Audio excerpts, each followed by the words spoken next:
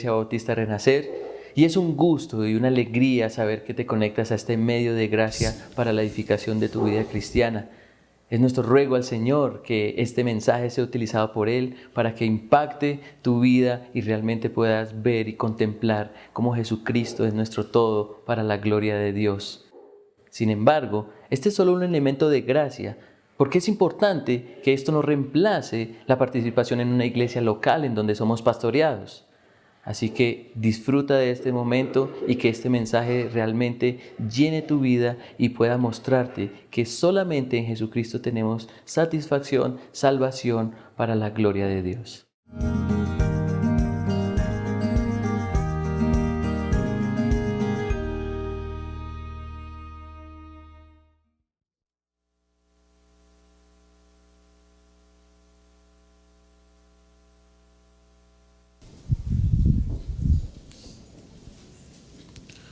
Mis hermanos, buenos días. ¿Conocen al señor que salía en el video? Él es mi hermano gemelo. Él es el que hace los videos y yo soy el que predico. ¿Sí? Un día de esto se los presento. Vamos a ir a las escrituras en el libro de Génesis, capítulo 25.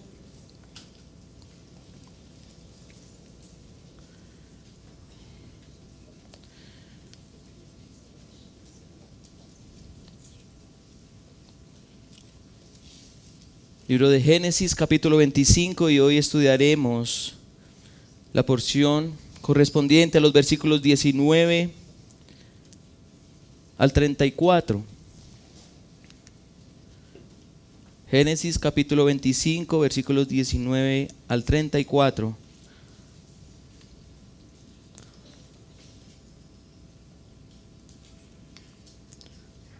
Y para entender este texto, vamos a pedirle sabiduría al que lo inspiró. Padre Celestial, cuán emocionante, cuán alegría, Señor, encauzas en los corazones de aquellos que tienen la esperanza de abrazar a su Creador. Gracias, Dios, porque estas melodías que cantamos nos emocionan, no por la música per se, sino porque cantamos que tú volverás, que tendremos un cuerpo redimido como el tuyo y que estaremos junto a ti para siempre. Señor, nos tienes hoy reunidos, todo tu pueblo, con el ánimo de escuchar tu palabra. Gracias, Dios, por guiarnos a ello, porque todos necesitamos de tu inspiración. Requerimos de esas palabras de vida eterna. Requerimos, oh Dios, que humillen nuestros corazones. Dios, tú conoces el corazón de cada uno de los presentes y te ruego, Señor, que los doblegues a todos. Tú eres tan poderoso, Dios, que solamente con tu palabra has creado la luz y solamente con tu palabra podrás traer transformación a nuestras vidas para que arrodillados delante de ti podamos declarar que eres Señor y Dios de todo. Alabado seas, Padre, y bendícenos con esta tu palabra. Guíanos a toda verdad a través de tu Santo Espíritu. Te lo pedimos, Padre, en los méritos de tu Hijo, Cristo Jesús. Amén. Génesis capítulo 25, versículos 19 al 34. Estos son los descendientes de Isaac, hijo de Abraham. Abraham engendró a Isaac. Y era Isaac de 40 años cuando tomó por mujer a Rebeca, hija de Betuel, arameo, de Padán Aram, hermana de Labán, arameo. Y oró Isaac a Jehová por su mujer, que era estéril. Y lo aceptó Jehová y concibió, Rebeca su mujer. Y los hijos luchaban dentro de ella y dijo: si es así, ¿para qué vivo yo? Y fue a consultar a Jehová. Y le respondió el Señor: 2 naciones hay en tu seno, y 2 pueblos serán divididos desde tus entrañas. Un pueblo será más fuerte que el otro pueblo, y el mayor servirá al menor. Y cuando se cumplieron sus días para dar a luz, he aquí que ella había gemelos en su vientre, y salió el primero rubio. Era todo velludo como una pelliza, y llamaron su nombre Esaú. Después salió su hermano, trabada su mano al calcañar de Esaú, y fue llamado su nombre Jacob. Y era Isaac de edad de 70 años cuando ella los dio a luz. Y crecieron los niños, y Esaú fue diestro en la casa, hombre del campo, pero Jacob era varón quieto, que habitaba en tiendas. Y amó Isaac a Esaú porque comía de su casa, mas Rebeca amaba a Jacob. Y guisó Jacob un putaje, y volviendo Esaú del campo cansado, dijo a Jacob: te ruego me des a comer de ese guiso rojo, pues estoy muy cansado. Por tanto fue llamado su nombre Edom. Y Jacob respondió: véndeme en este día tu primogenitura. Entonces dijo Esaú: he aquí yo me voy a morir, ¿para qué pues me servirá la primogenitura? Y dijo Jacob: júramelo en este día. Y él le juró, y vendió a Jacob su primogenitura. Entonces Jacob dio a Esaú pan y del guisado de las lentejas, y él comió y bebió, y se levantó y se fue, y así menospreció Esaú la primogenitura. Dios bendiga su palabra. Y antes de ahondar en el texto, quisiera contarles una historia. Sé que les gustan las historias. En una ocasión había un labrador y fue a visitar sus campos para ver si pues estaba la cosecha al día, ¿no? Revisar la cosecha. Y había llevado consigo a su pequeña hija, y esa hija se llamaba Luisita. No la Luisa de Einar, otra Luisa. Hay muchas Luisas en el mundo. Y le dice Luisita: mira papá. Y lo dijo la niña sin experiencia. Mira cómo algunas de las cañas de trigo tienen la cabeza erguida y altiva. Sin duda serán las mejores y las más distinguidas entre esas otras de su alrededor, que la bajan casi hasta que cogió algunas espigas. Había nuevas erguidas y otras dobladas. Y entonces el padre toma esas espigas, una de las altivas, de las bien levantadas, y una de las dobladas. Y entonces el padre le dice a la niña: mira bien, hija mía, mira muy bien. ¿Ves estas espigas que con tan alta altivez se levantan y levantan su cabeza? Pues están enteramente vacías. Al contrario, estas que están dobladas con tanta modestia están llenas de hermosos granos. ¿Cuál es el concepto que nosotros como seres humanos tenemos de superioridad? ¿Qué se le viene a la mente cuando piensa en superioridad? ¿Qué es lo que a nosotros nos define como superiores?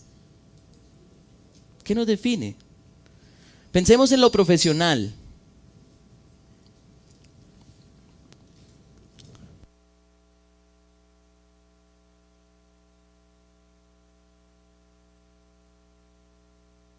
Hola. Gracias. Pensemos en lo profesional, mis hermanos. ¿Cómo podemos definir la superioridad a la luz de lo profesional? Porque estoy completamente seguro que si usted tuvo un título profesional, humanamente se va a creer superior que uno que apenas obtuvo el bachillerato. Hay muchos que piensan así. O hay muchos que anhelan ese doctorado o esa maestría y entonces se creen superiores por tener un título mayor que uno que escasamente pudo alcanzar algo a nivel académico. O pensemos en lo laboral. ¿Qué puede ser más superior que un gerente de un banco a un simple auxiliar de contaduría? O si ustedes han entrado a la página de Renace Bogotá, hay un artículo muy interesante, o bueno, creo que no lo han subido, pero Me puedo adelantar un poco. Y si pensamos, por ejemplo, aquí una mamá piadosa que quiere ver a su hijo bien casado, ¿lo casaría con un pastor o con un barrendero? Es que el pastor es el ungido, tiene sabiduría. Y otros pensarán que tiene mucha plata. Ese no es el caso. Pero proyectamos la superioridad hacia allá. O de pronto hacia lo familiar. Hay gente que se siente realizada porque tiene muchos hijos y menosprecian a aquellos que de pronto no lo tienen. Y nosotros vimos unos mensajes atrás como a Sara despreciaba a Agar y como viceversa, ¿cierto? Allí Agar tenía esa superioridad porque tuvo un hijo, pero Sara no, y hubo desprecio y hubo conflicto. O quizá en cuanto a lo sentimental. Entonces, si usted es casado, usted se siente realizado, tiene su esposa, tiene sus hijos, su familia, pero pobre el soltero. ¿O qué tal en cuanto a lo eclesial? En cuanto a la iglesia. Hay quienes nos ven a nosotros los pastores como si fuéramos preeminentes, superiores a los demás. Y no solo a nivel ministerial, sino a nivel de la vida cristiana. Pensemos cuántos de nosotros nos creemos más santos que otro. Mire ese hermano cómo está pecando los lunes en su casa. Mire lo que hace los miércoles allá en su trabajo. Yo no hago eso. Y dibujamos un panorama de superioridad a la luz de nosotros, de nuestro estándar. Lo cual me lleva a otra pregunta, y es: ¿qué tan preparados estamos para vivir algo como lo que nos presenta la palabra de Dios en Filipenses capítulo 2, versículo 3? ¿Qué tan preparados estamos para vivir algo como esto? Nada hagáis por contienda o por vanagloria, antes bien con humildad, estimando cada uno a los demás como superiores a él mismo. Porque anhelamos como seres humanos la superioridad, la supremacía, el predominio, la hegemonía. Queremos ser superiores a otros. Pero la superioridad que viene de lo alto, del Padre de las Luces, viene determinada de una forma muy distinta. La lógica divina entra en conflicto con nuestra razón cuando el Señor es quien establece el parámetro de superioridad. Y hoy vamos a disfrutar un poco de eso, de cómo la lógica divina choca con nuestra razón. Eso es lo que dice 1 Corintios, capítulo 1, versículo 21. Pues ya que en la sabiduría de Dios el mundo no conoció a Dios, mediante la sabiduría agradó a Dios salvar a los creyentes por la locura de la predicación. Si usted es hijo de Dios y si usted es creyente, si usted está convencido por el mensaje de este libro, entonces fue convencido por una locura. Fue convencido por una locura. Y este texto aquí en Génesis 25 revela precisamente cuán ilógico, mucha atención a lo que voy a decir, cuán ilógico, pero a la vez cuán lógico es el actuar de Dios y cómo Él determina la superioridad de alguien o algo. Si revisamos el texto, Abraham ha muerto y su hijo Isaac continúa el legado siendo el hijo de la promesa. Ahí lo vemos en los versículos 19 y 20. Estos son los descendientes de Isaac, hijo de Abraham. Abraham engendró a Isaac, e Isaac era de 40 años cuando tomó por mujer a Rebeca, hija de Betuel, arameo de Padán Aram, hermana de Labán, arameo. Pero cuando nos adelantamos al versículo 21, curiosamente nos encontramos con una experiencia muy interesante, en donde Isaac vive algo muy similar a lo que vivió su padre Abraham. ¿Y qué fue? La esterilidad de su esposa, la esterilidad de su mujer. Y oró Isaac a Jehová por su mujer, que era estéril. Sin embargo, y es muy rápido el texto en ello, sin más detalle, el Señor escucha la oración de Isaac y entonces el Señor le concede su petición y Rebeca concibe. Pero es una concepción particular. Muchos de aquí saben que yo siempre he querido tener gemelos. Pero, obviamente sin agraviar, me dio Ana Victoria. ¿Sí? Y esta concepción es particular precisamente por varios puntos. Primero, Rebeca queda embarazada de mellizos. Es interesante que la Reina Valera diga gemelos y la Biblia de las Américas diga mellizos, pero son mellizos porque hay unas diferencias allí, ¿sí? Son mellizos. Pero hay otro detalle allí muy interesante y es que esos chicos allá, lo voy a decir chicos, batallan dentro del vientre de la mamá. ¿Ah? Imagínense esa panza ahí y ahí moviéndose, no sé. No, y bueno, uno desde afuera lo puede ver un poco cómico, pero imagínense lo que debe estar sintiendo la mujer, ¿no? Esos movimientos allí, moviéndose esas criaturas como si de verdad estuvieran peleando adentro. Y hay un tercer elemento y es que si bien creo que Rebeca se llegó a alegrar porque quedó embarazada, el padecimiento de ver que sus hijos estaban allí peleando la lleva a reprochar su embarazo. Versículo 22, y los hijos luchaban dentro de ella y dijo, si es así, ¿para qué vivo yo? Entonces creo que esa concepción es bastante particular y dolorosa, muy dolorosa. Pero entonces es muy interesante ver cómo en el versículo 21 Isaac ora para que su esposa no sea estéril, conciba, y luego su esposa en el versículo 22 como que sigue los pasos de su esposo, nuevamente consultando al Señor para saber qué debe hacer. ¿Por qué esa lucha interna allí? ¿Qué es lo que está pasando? Y entonces es aquí donde vemos dos puntos muy importantes, dos ideas muy importantes acerca de lo que está sucediendo con Isaac y con Rebeca y con esos hijos que pronto verán la luz.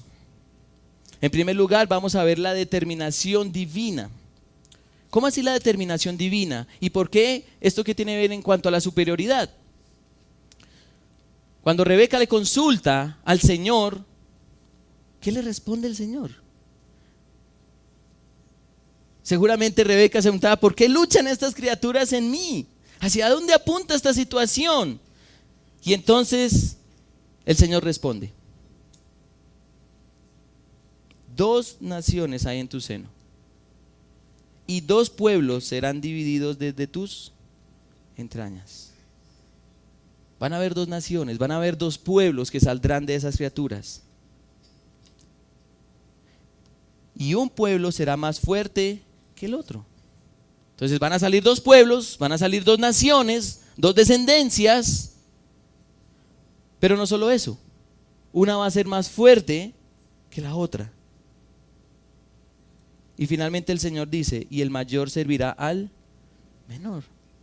Entonces, son mellizos, pero van a salir 2 naciones. Hay una diferencia entre ellos en cuanto a fortaleza y también hay una diferencia en cuanto a servicio. El mayor va a servir al menor. No sé si les llama la atención, pero Dios dictó sobre estos 2 hijos lo que iba a pasar antes de que nacieran. Dios dispuso todo un panorama genealógico y demográfico antes que salieran a la luz. Ya desde el vientre de Rebeca, las criaturas que habrían de salir al mundo ya tenían determinado su propósito en Dios. Desde antes de nacer se determinó la superioridad de un pueblo sobre otro. Ahora, yo estoy con Moisés y Moisés nos está relatando este texto. ¿Qué estaría pensando el pueblo allí en Israel en el desierto cuando estaba leyendo esto o escuchando esto? ¿Qué estaría pensando allí el pueblo de Israel? Y no sé si llegaron a esta conclusión, pero debieron haber llegado a esta conclusión. Y es que Israel es lo que es por Dios.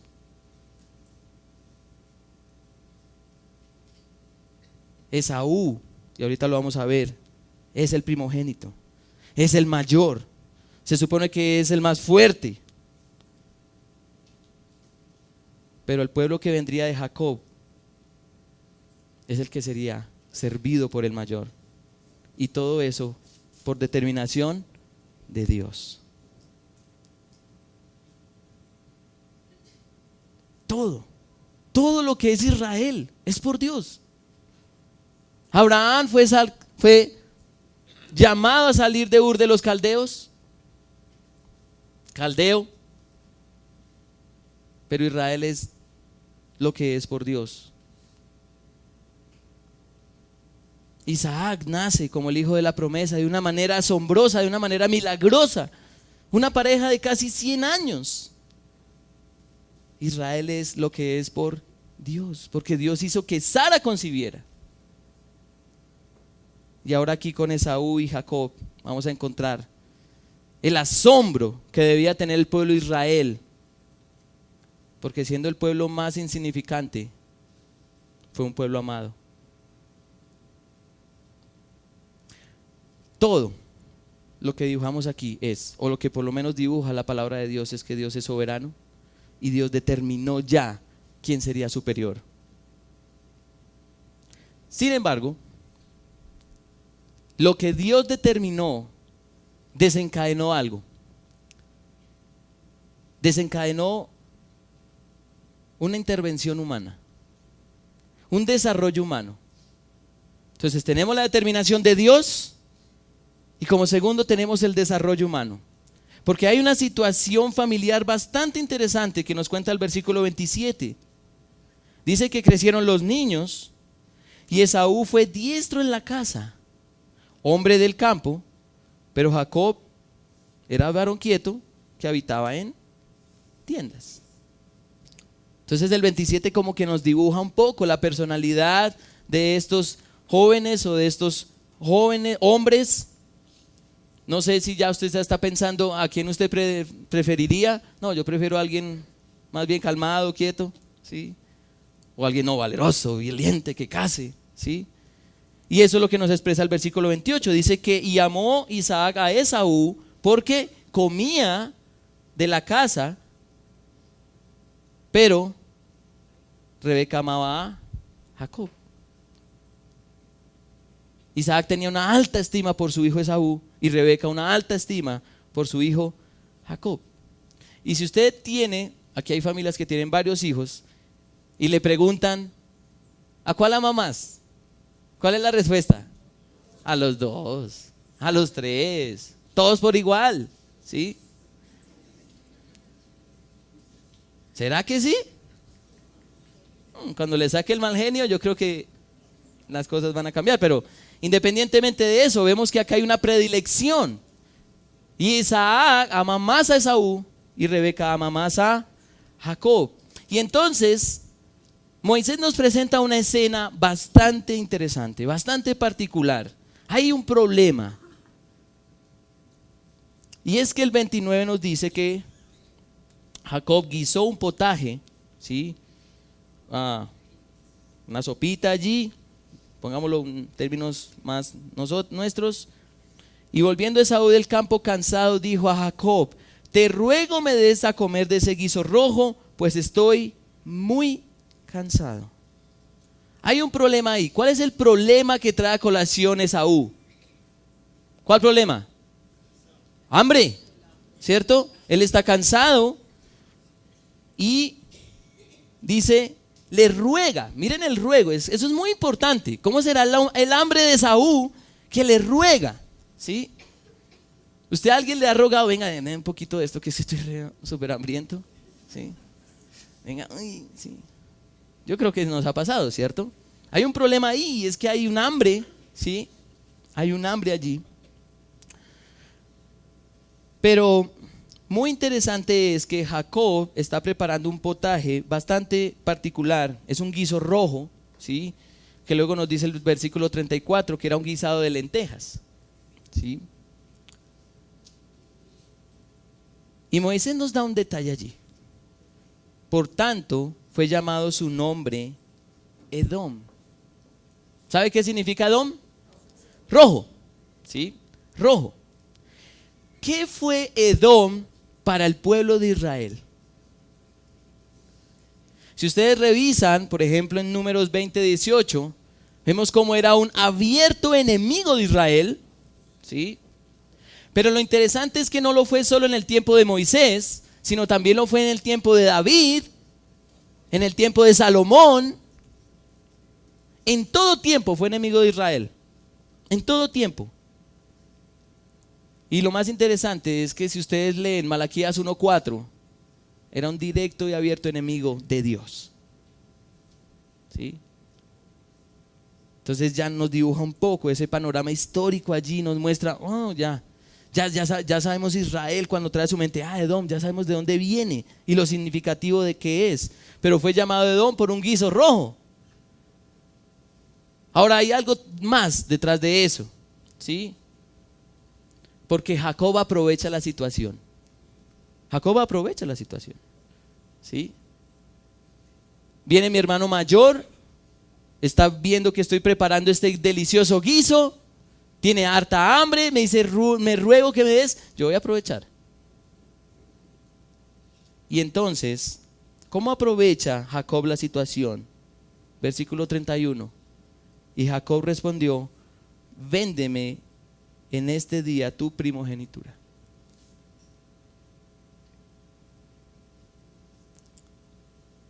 Véndeme la primogenitura.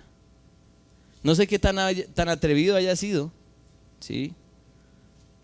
Pero prácticamente le está diciendo, listo, yo te doy tu guiso, tú me das tu primogenitura. ¿Qué tan importante era la primogenitura? ¿Qué tan importante? ¿Cuáles eran sus beneficios? ¿Sí? Si ustedes miran Deuteronomio, capítulo 21, versículos 15 al 17, el primogénito era el que recibía primero la herencia o la mayor parte de la herencia si habían varios hijos. Pero era el primero que tenía la herencia que se le dejaba. Y no solo eso, era el primero que también obtenía la bendición, ¿sí? Entonces, herencia, bendición. También el primogénito tiene privilegios. Y cuando lleguemos a Génesis 43 vamos a ver esos privilegios, pero tiene privilegios sobre los otros hijos. También el primogénito es el directo sucesor, ¿sí?, del linaje de esa familia. Entonces, ¿cuáles eran los beneficios de la primogenitura? Muy altos, muy altos. Ahora, ¿qué tan importante es la primogenitura hoy? ¿Será que es igual de importante como lo fue en ese entonces? En ese entonces la primogenitura era la primogenitura, ¿sí? Muy importante, sumamente importante, porque definía el futuro de ese hijo en herencia, bendición, privilegio, sucesión, linaje. Era un privilegio enorme el ser el primogénito.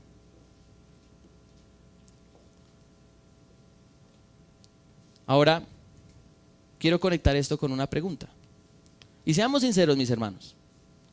No es que los esté provocando, no. Pero, ¿qué harían ustedes si tuvieran una gran hambre?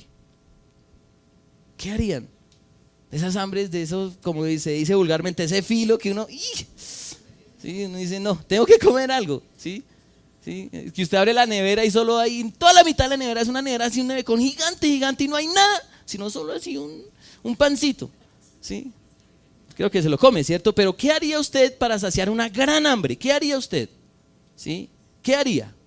Ahora imagínense que escasea la comida, ¿sí? ¿Qué harían ustedes? ¿Qué harían? ¿Qué harían? ¿Sí?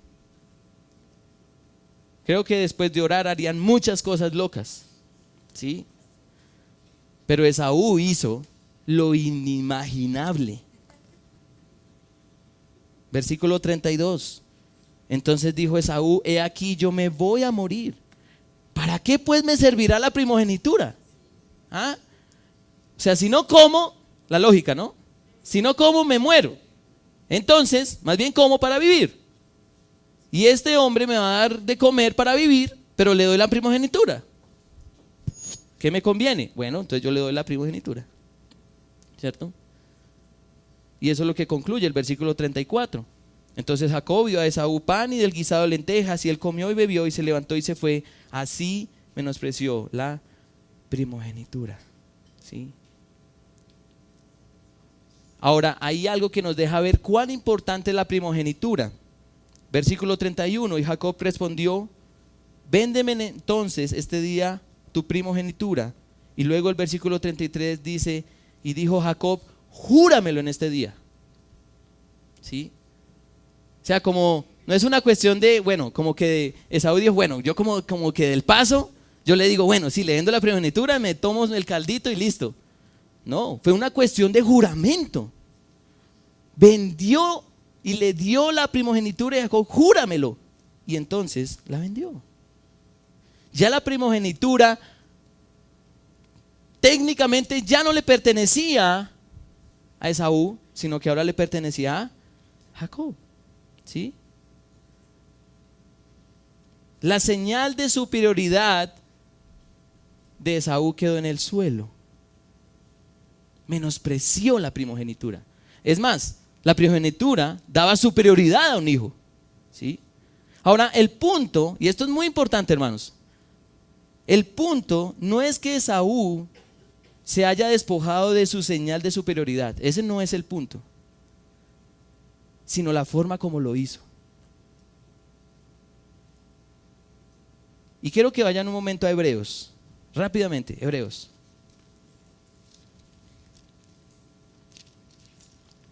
Capítulo 12.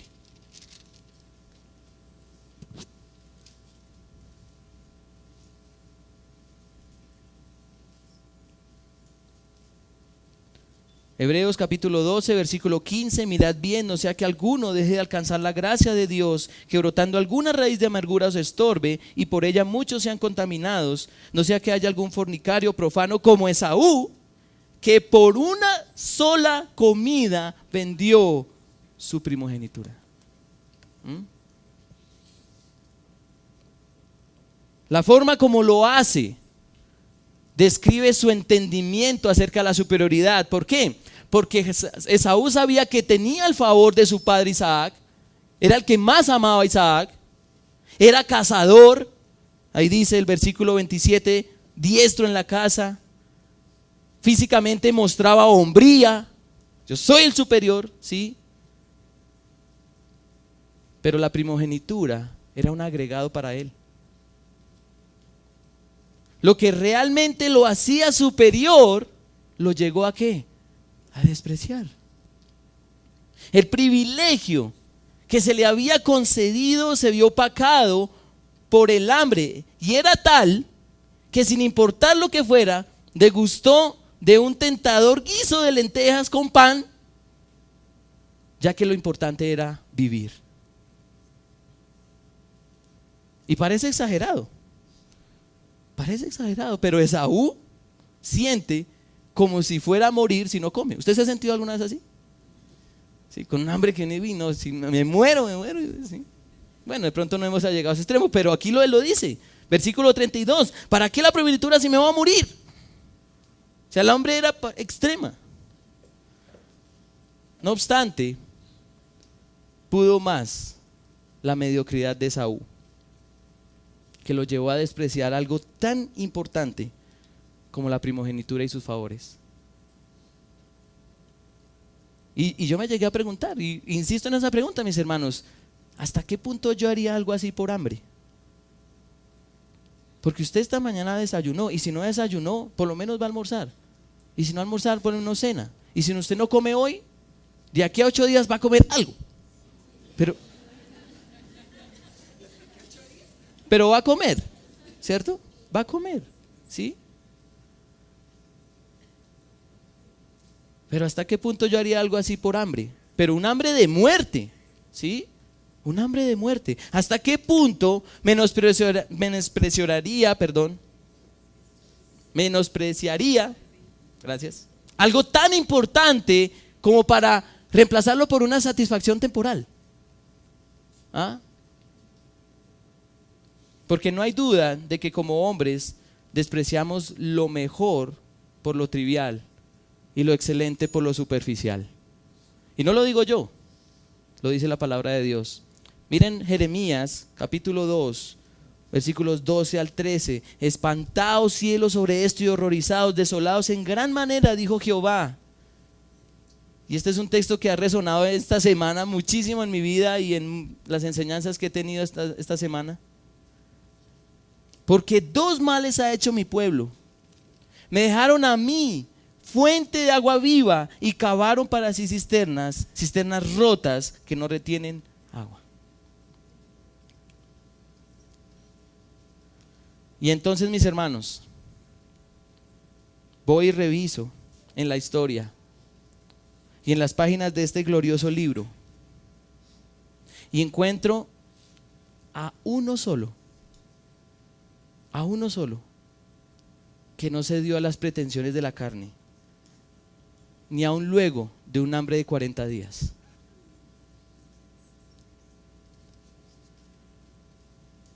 En medio de un hambre de tal magnitud, a ese hombre solo le restó decir: no solo de pan vivirá el hombre, sino de toda palabra que sale de la boca de Dios.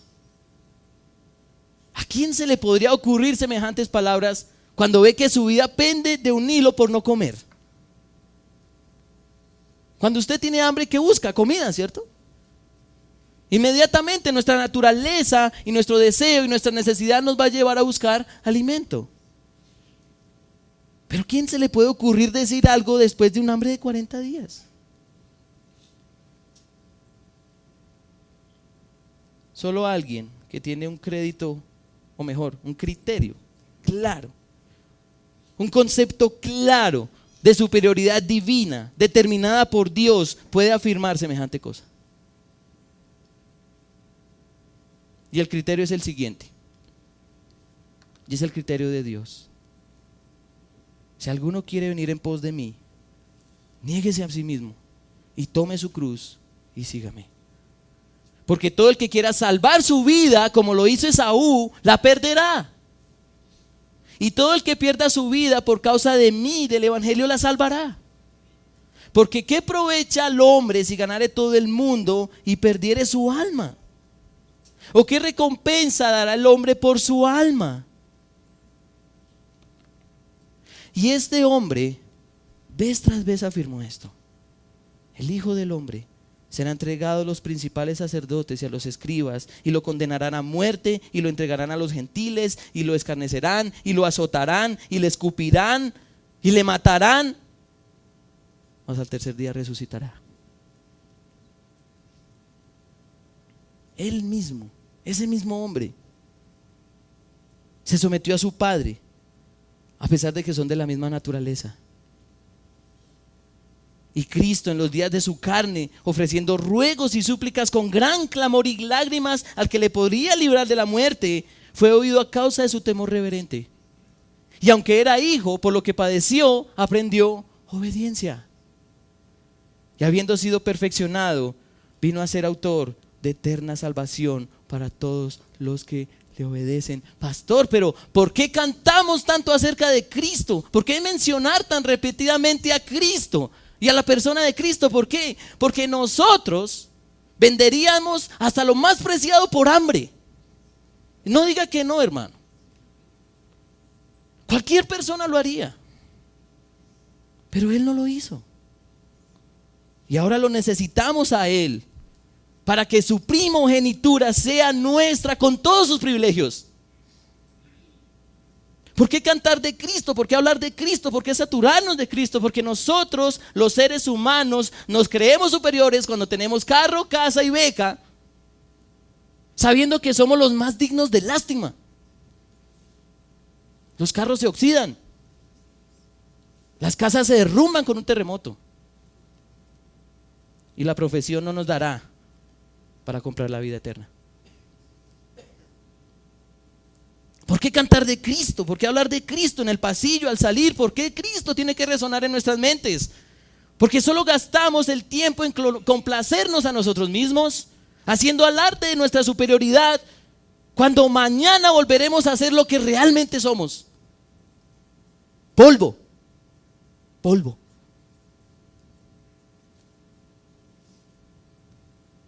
¿Por qué cantar de Cristo? ¿Por qué hablar de Cristo? ¿Por qué predicar a Cristo? Porque si perdemos la vida por causa de Él, la ganaremos para siempre. Padre Celestial, Padre nuestro, gracias por tu Santo Hijo Jesús, porque Él es la imagen del Dios invisible, el primogénito de toda creación.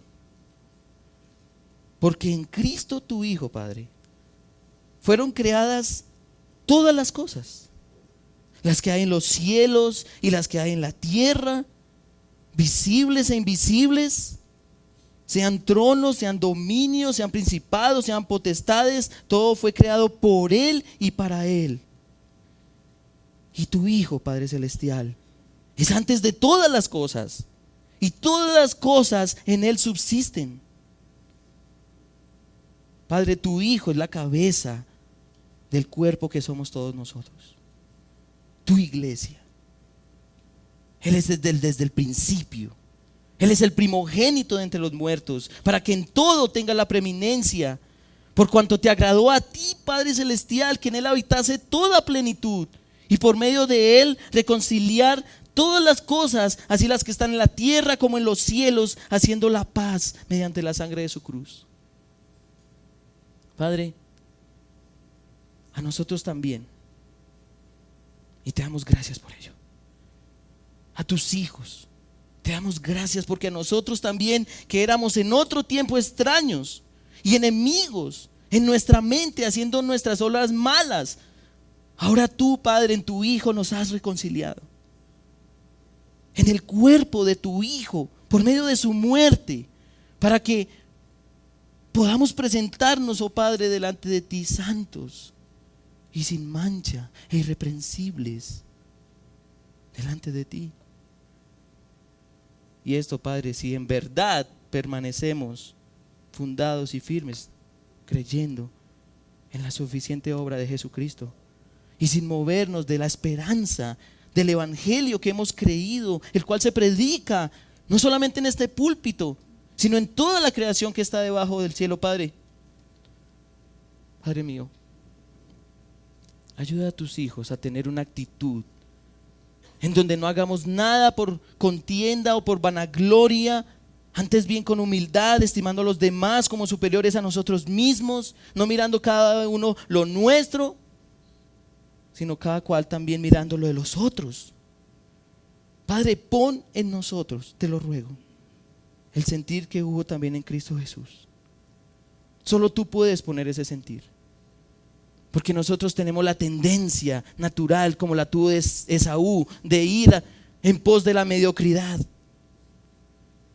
Somos mediocres, Dios, pero tú puedes poner en nosotros el sentir que hubo en tu Hijo, que siendo en forma de Dios no estimó el ser igual a ti, oh Padre, como cosa que aferrarse, sino que se despojó a sí mismo, tomando forma de siervo, hecho semejante a nosotros, oh Padre.